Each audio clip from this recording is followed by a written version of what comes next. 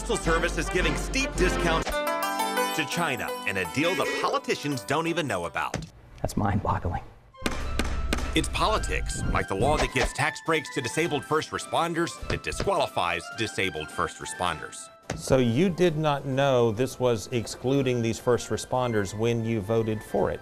I don't believe that that's something that was discussed. We'll discuss it, along with the state program to fight poverty that pumps a fortune into theme parks, and other tax deals for jobs that don't appear to bring jobs. Things like this happen, and they get away with it.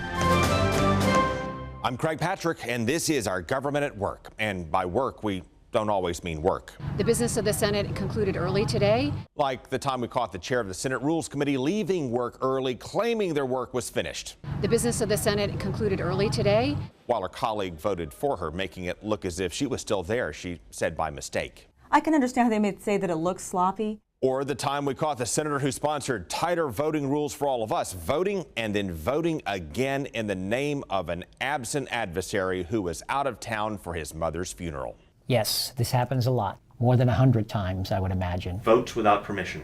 Yes, I in fact saw a non-member hit someone's button. And I thought, oh my gosh, has it gotten that bad?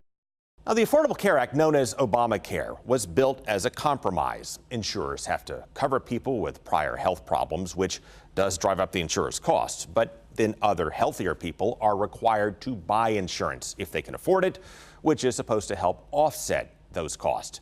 This is what Rick Scott built his brand on fighting. Well, the first thing we're going to do is we're going to work tirelessly to make sure this gets repealed. But at times, he has also made it sound as if he was open to it by saying one thing and then doing the opposite. I cannot in good conscience deny Floridians that needed access to health care. We're not going to implement that. We just can't afford it. For example, when the Supreme Court let states decide if they want to use federal money to expand Medicaid, Governor Scott told us he'd take a few weeks to study that. Whether we can afford to expand Medicaid, but we'll be looking at that over the next few weeks as we look at that opinion. Then later that same day, he told our colleagues in New York he had already decided to block it.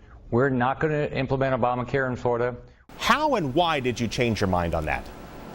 Oh, I didn't change my mind at all. We'll be looking at that over the next few weeks. Yeah, I don't remember saying a few weeks. I don't think that's what I said. He also has a history of misleading us on this issue. For example, he ramped up his attack on the Affordable Care Act by telling the same misleading story about a small business. I think they had about 20 employees. That said it would have to close. We're out of business. We have 20 employees, so I will be out of business. Because it could not afford the new requirements to provide health care or the new penalties if they do not. I'm going to have to shut down my business. As they said, we will have to close. We cannot afford the penalty for this. While he knew there were no such requirements or penalties for a company that size. I think they had about 20 employees. What penalties would a company of 20 employees have to pay? Well, as you know, the law today would only cover companies with 50. And then, as polls showed, more people wanted that federal money to expand Medicaid under Obamacare. And as Scott geared up for re-election, he said he was actually for expanding it, despite his long and very recent history of opposing it. Expanding access to Medicaid services for 3 years is a compassionate, common sense step forward. He cited the struggles of his recently departed mother and said this one is personal for him. And the media ran with it. Rick Scott has gone from trying to erase the president's health care law to embracing one of its key provisions. Then after he won, he took it all back and continued to fight Democrat and Republican efforts to expand Medicaid through Obamacare. I'm not going to stand in the way. I'm not going to support it. Then Scott found a powerful ally in his quest to dismantle all of the Affordable Care Act across the nation with the rise of Donald Trump. I think it's time that we rally around Trump. He criticized fellow Republicans for not standing with Trump when the Republican race was still going. But this anti-Trump effort doesn't make any sense to me. Now, are you rebranding in the Trump mold? Oh, absolutely. Then he said he helped President Trump craft his plan to repeal Obamacare, which wound up weakening protections for pre-existing conditions, which then tanked in the polls, prompting President Trump to call his own plan both well-crafted and mean. What we have is something very, very incredibly well crafted. Mean, that was my term. And after the final version to repeal and replace failed by one vote in the Senate, President Trump publicly recruited Rick Scott to try to flip one seat in the Senate. I hope this man right here, Rick Scott, runs for the Senate. Oh, I hope he runs for the Senate. And he did. But now that President Trump is relatively unpopular, Scott is running on the promise to stand up to Trump. And when I disagree, I have the courage to say so.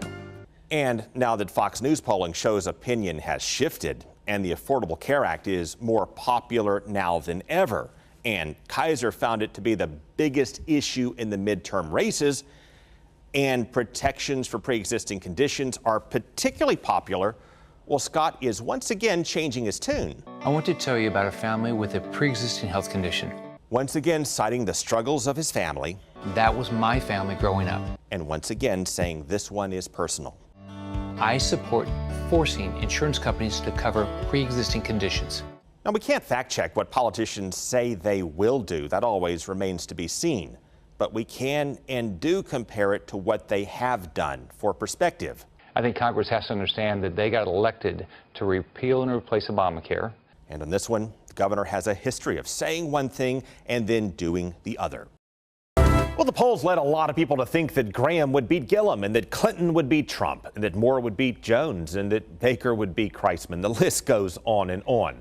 But we saw something in the polls that made us think Gillum could beat Graham and led us to call it for Rick Kreisman when he was trailing Rick Baker. Prediction, Mayor Kreisman will win a very close one. And call it for Doug Jones in Alabama when he was trailing Roy Moore. Prediction, Doug Jones will pull an upset and win the race in Alabama. And call it for Trump 5 days before the 2016 election when the polls had him trailing Hillary Clinton in the Electoral College. Quite frankly, my gut tells me Donald Trump will win the state. The campaigns and analysts don't focus on the top line numbers. They use polls to track movement.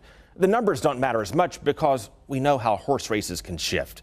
The key to reading polls is to look beyond who places first and second and third on any given day and follow the movement of the numbers from week to week. You match the numbers from polling firm A to polling firm A from week to week. Track the numbers from polling firm B to polling firm B. And if you compare apples to apples in that way and you track the shifts in the movement, it'll show you who's really taking off and how much he or she is accelerating. So you called yourself a proud NRA sellout. What did you mean by that in your ads, and do you regret calling yourself a sellout to the gun lobby? I believe that there are millions of law-abiding citizens in this country, millions even here in Florida, who understand and respect and handle firearms safely. They should never be confused with the monster who killed 17 children at Parkland High School.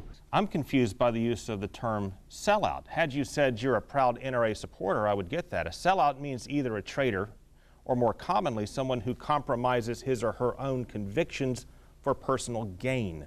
Use of the term sellout, did you mean that? Look, as I said, it is so important for people not to confuse those who are proud firearms owners, proud Second Amendment advocates, proud shooters, proud hunters, proud collectors, with the monster who perpetrated this terrible act at Parkland High School. I get all of that, but I'm still stuck on the word sellout. A sellout, meaning giving of one's beliefs for personal ambition or gain.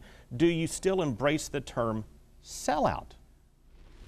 I embrace our rights to safely and responsibly exercise the Second Amendment. First, Mr. Levine, tell me how much the state is currently spending in its 2018-2019 budget on K-12 schools, how much you think the state should be spending in that budget, and how you would shift the allocations around. But I believe that we can never spend enough if we would like to create the economy and the opportunity for everybody. An awareness question, what is the budget currently for K-12 schools 2018-2019? Well, I know that our budget is about $89 billion, close to it, and I know that that's one of our top numbers right there, Craig. Give me your best guess. How much are we spending on K-12 schools? I know it's right in the billions, Craig, okay? And I can tell you that... Can you narrow that down for me? Give me... I think it's in the multi-billions, Craig, and there's no question that we absolutely need to spend more going forward. What number should it be?